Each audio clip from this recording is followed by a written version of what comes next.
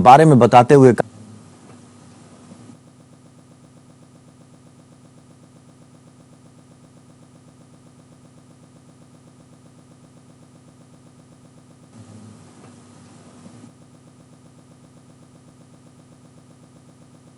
को लेकर यहां बात चल रही है। शिक्षा मंत्री डॉक्टर बी.डी. कल्ला ने नई शिक्षा नीति और पुरानी पेंशन योजना, इन दो बातों के बारे में अपनी बात लोगों के सामने रखी है। उन्होंने कहा कि जो शिक्षा नीति है उसके लिए राज्य और जिला स्तर दोनों पर कमेटी बना दी गई है। वहीं पुरानी पेंशन को लेकर भी उन्होंने अपनी बात रखी। उन्होंने कहा कि पुरानी पेंशन योजना से हो रहे लाभ क्या क्या होंगे वो उन्होंने बताया, और साथ ही सबको बताया कि इस जो पुरानी पेंशन है उसको लेकर जो भी कुछ बातें हैं उसको लेकर उन्होंने अपनी बात सबके सामने रखी।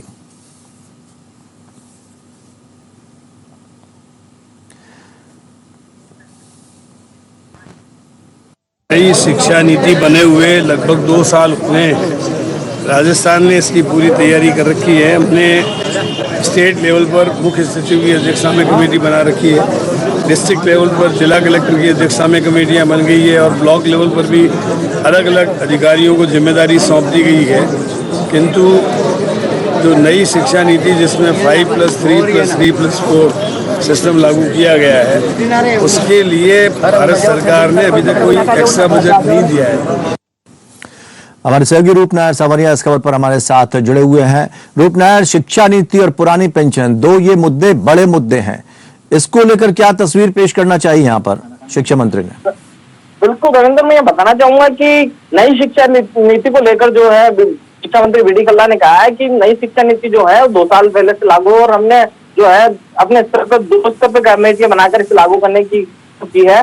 लेकिन जो है केंद्र सरकार से हमें जो एक्स्ट्रा बजट मिलना चाहिए था वो बजट नहीं मिल पा रहा। इसकी वजह से हमें कई स्तर पे दिक्कत हो रही है। मैं एपीएन न्यूज के माध्यम से ये मांग करना चाह रहा हूँ केंद्रीय सरकार से कि केंद्रीय सरकार हमें बजट दे जिससे इसको इम्प्लीमेंट करने में हमें दिक्कत ना हो। ये शिक्षा मंत्री जी ने नई शिक्षा के लिए नीति पे कहा है। वहीं पे अगर मैं बात करूं पुरानी पेंशन की, तो पेंशन योजना जो शिक्षा मंत्री ने कहा कि पेंशन योजना राजस्थान सरकार ने लागू की है। राजस्थान सरकार को लागू करने के बाद आज देश के जो अन्य राज्य हैं उन राज्यों में भी नई इस पेंशन योजना को लागू करने की बात चल रही है।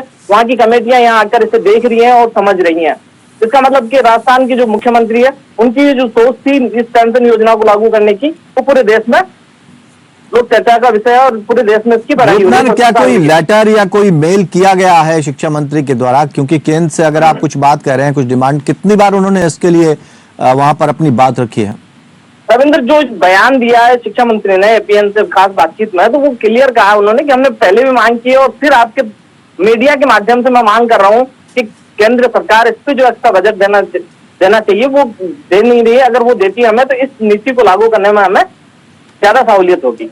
जी रविंद्र, बहुत बहुत शुक्रिया रूप नायर तमाम जानकारी देने के लिए। तो नई शिक्षा नीति और ओपीएस, ओल्ड पेंशन स्कीम जो है उसको लेकर बात रखी। उन्होंने कहा कि जो बजट केंद्र की तरफ से आना चाहिए था वो अभी तक बजट पूरी तरह से उनको नहीं मिल पाया है। वो अपील कर रहे हैं केंद्र सरकार से एपीएन न्यूज के माध्यम से कि उस बजट को अगर भेजा जाए तो जल्द से जल्द वो और बेहतर काम कर पाएंगे।